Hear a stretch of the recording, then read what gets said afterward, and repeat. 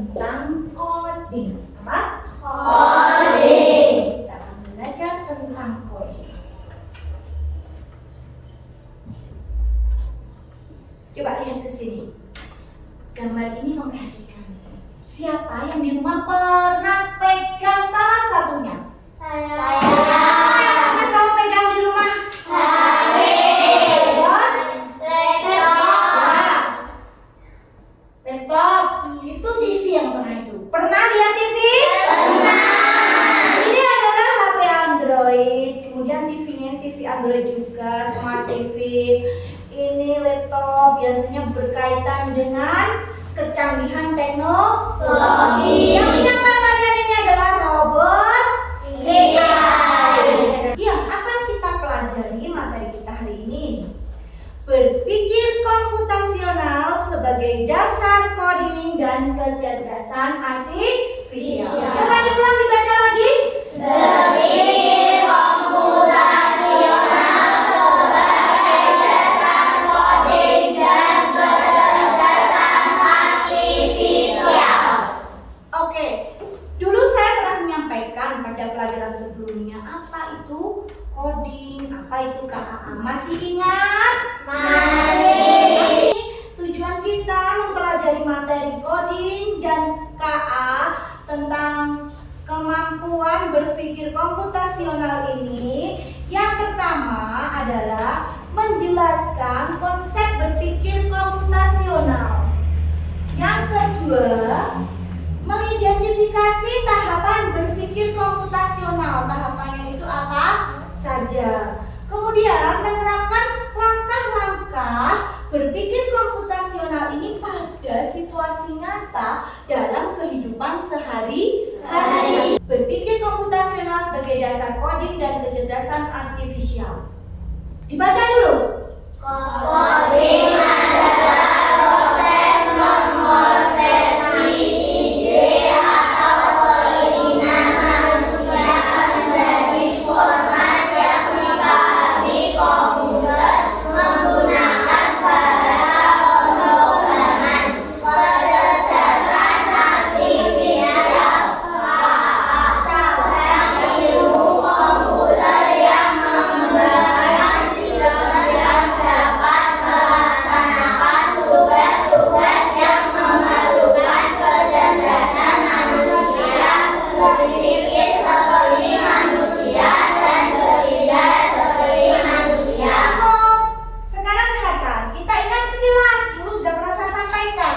Coding adalah proses mengkonversi keinginan atau ide manusia itu menjadi format, bisa dipahami oleh komputer, kemudian format itu dirubah menjadi bahasa pemrograman. Selain itu, ada juga KA, kecerdasan artifisial. Kemarin juga sudah saya jelaskan. Kecerdasan artifisial adalah cabang ilmu komputer yang mengembangkan sistem yang dapat melaksanakan tugas-tugas yang memerlukan kecerdasan manusia. Jadi komputer, kemudian Android, robot AI, itu mereka bisa meniru kecerdasan manusia, bisa berpikir seperti manusia dan bertindak seperti manusia. Jangan berpikir komputasional itu apa? Berpikir komputasional itu adalah dasarnya atau landasan dari coding dan kecerdasan artifisial. Apa saja toh KA itu dalam kehidupan sehari-hari yang termasuk kecerdasan artifisial apa saja? Ini ada Google, apa? Asisten itu. Kemudian ada ChatGPT, Gemini, AI, Netflix, YouTube. Pernah lihat? Pernah. Kemudian ini contoh-contoh lainnya. Ini ada contoh penggunaan KA, contoh dalam kehidupan sehari-hari. Aplikasi ini semua menggunakan kecerdasan artifisial. Sekarang kita fokus pada berpikir komputasional. Baca dalam hati 1 menit.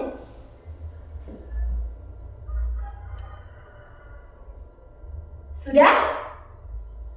Berpikir komputasional merupakan kemampuan dalam menyusun pemecahan masalah sehari-hari menggunakan prinsip ilmu komputer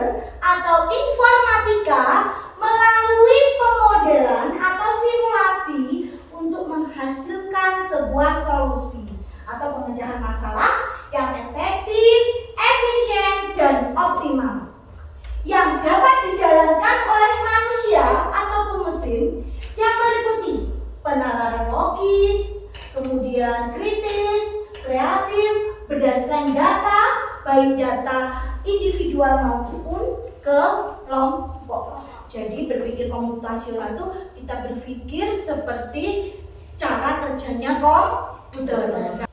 Pada sekolah dasar dan sekolah menengah, pembelajaran berpikir komputasional itu sebagai landasan untuk melaksanakan kecerdasan artifisial ataupun coding. Jadi tujuannya untuk apa? Menyiapkan generasi muda agar memiliki kemampuan dalam menyelesaikan masalah sehari-hari, mengajarkan peserta didik untuk mengerti inti dari esensi pembelajaran berpikir komputasional, kecerdasan artifisial, sehingga kalian nanti siap menghadapi tantangan global di masa depan.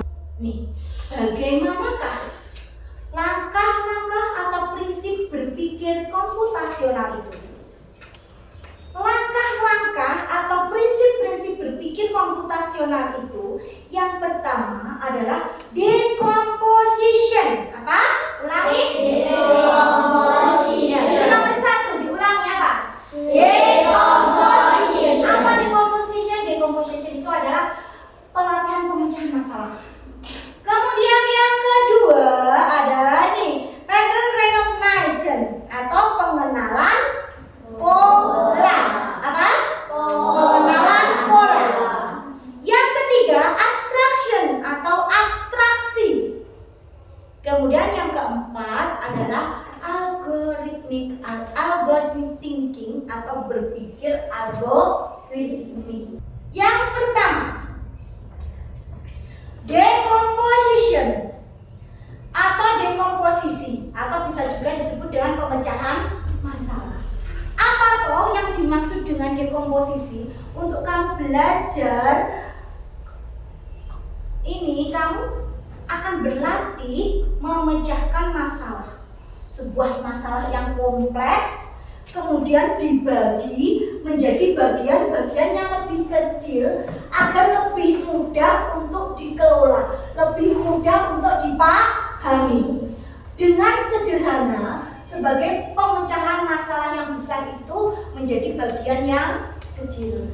Jadi contohnya, maksudnya dekomposisi itu sebuah masalah itu kita pecah-pecah menjadi beberapa bagian agar lebih mudah dalam penyelesaiannya. Contoh, nah misalnya kamu akan mengadakan pesta ulang tahun.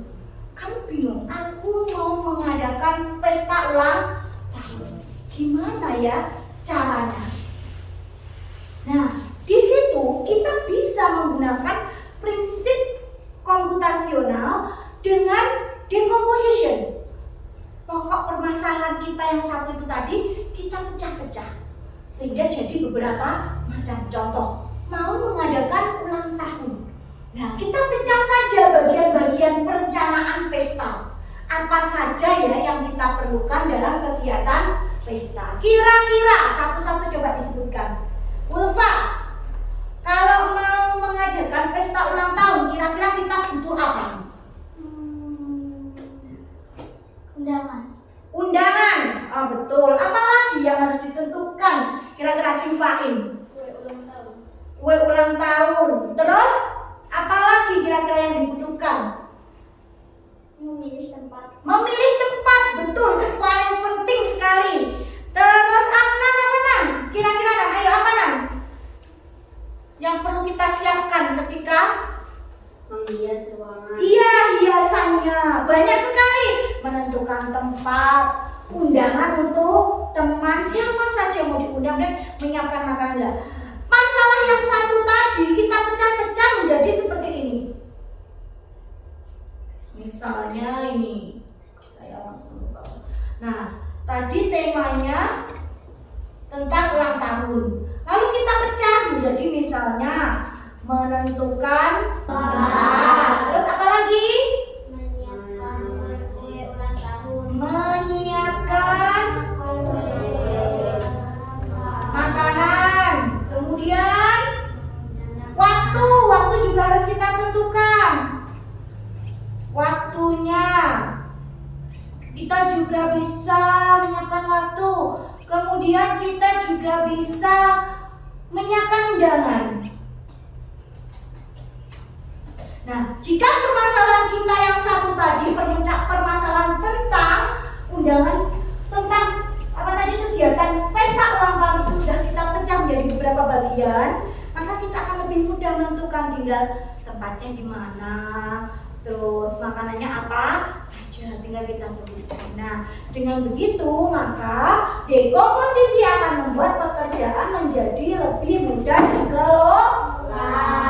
Itu dekomposisi. Yang kedua, pattern recognition atau pengenalan pola.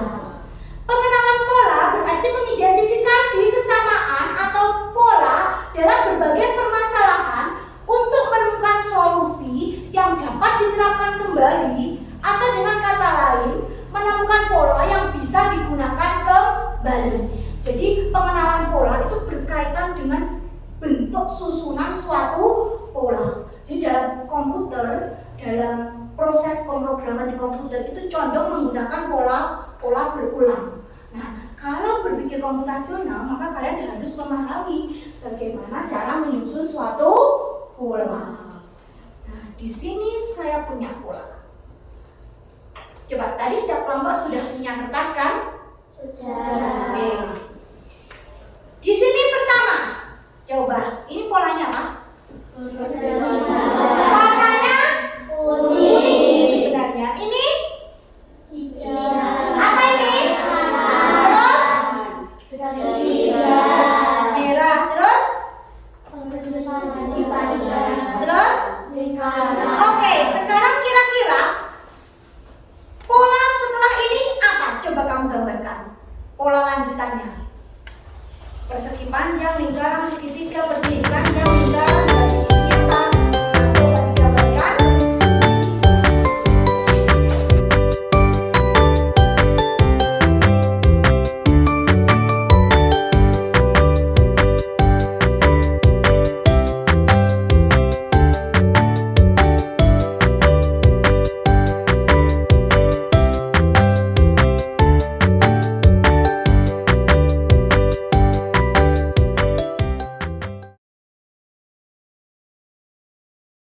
Sudah selesai semuanya? Sudah. Coba sekarang hitungan ketiga diangkat ya. Saya mau lihat ada yang salah nggak? 1, 2, 3, angkat. Iya, bagus, betul itu. Ini kurang 1 pola, harusnya ditambah 1 pola lagi. Di tengah sini apa ketinggalan polanya yang 1 ya? Ini betul. Kemudian yang ini coba. Ya, ini juga betul ya pekerjaannya ya. Kelompok keempat belum diberi warna. Oke. Itu adalah yang kamu kerjakan itu adalah contoh dari apa tadi? Pengenalan pola. Contoh dari proses pengenalan pola. Kemudian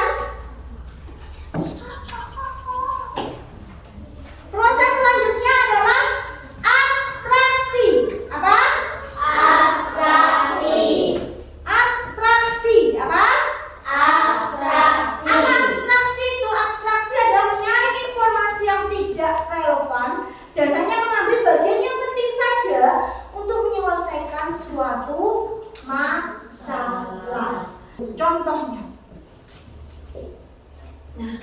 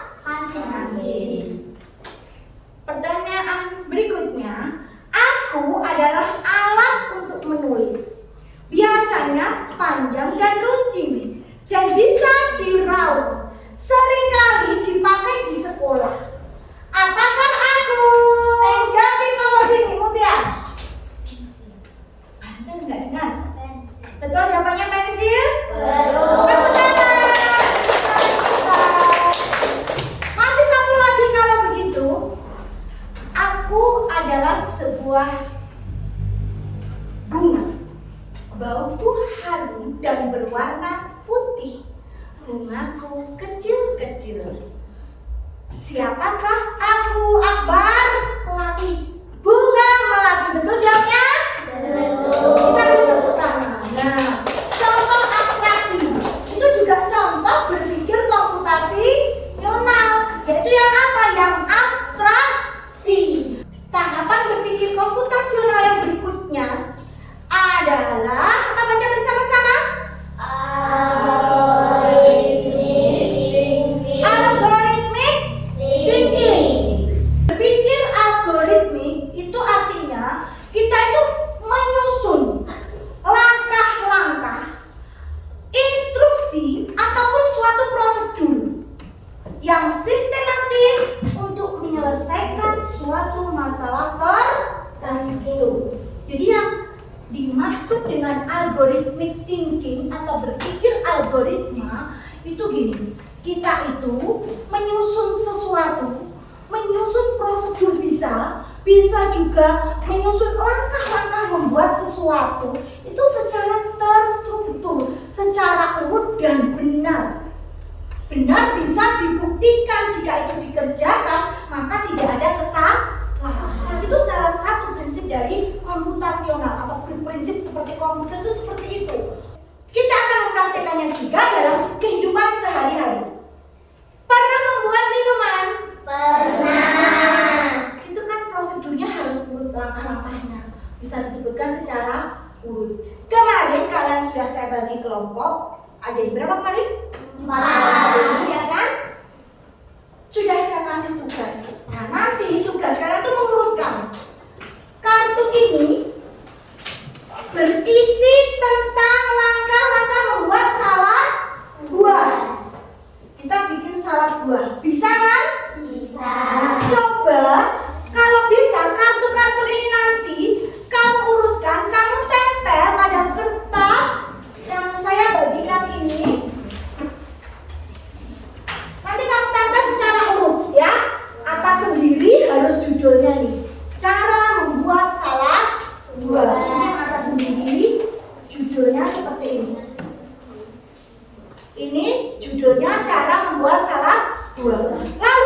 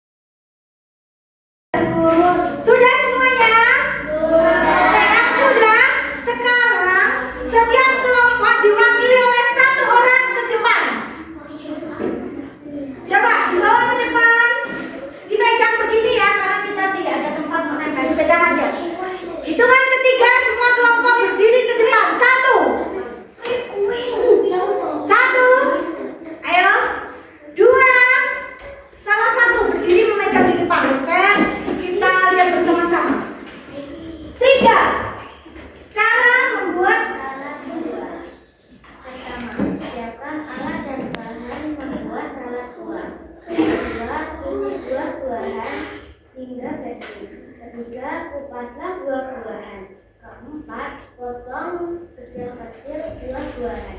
Kelima, tata potongan buah dalam wadah. Keenam, campur bahan saus, susu, mayones, dan yogurt. Ketujuh, siram dengan saus salad. Kedelapan atau terakhir, salad buah siap dihidangkan. Oke, beri tepuk tangan. Jawabannya benar ya. Yang ini siapkan alat dan bahan. Pandai dibaca. Cara membuat salad buah. 1. Siapkan alat dan bahan. Membuat salad buah. 2. Kupas buah-buahan. 3. Cuci buah-buahan hingga bersih. 4. Potong kecil-kecil buah-buahan. 5. Tata potongan buah dalam wadah. 6. Campurkan bahan saus, susu, mayones, dan yogurt. 7. Siram dengan saus salad. 8. Salad buah siap dihidangkan. Oke, jawabannya juga betul. Kita beri tepuk tangan. Jadi hasil kerja kelompok kalian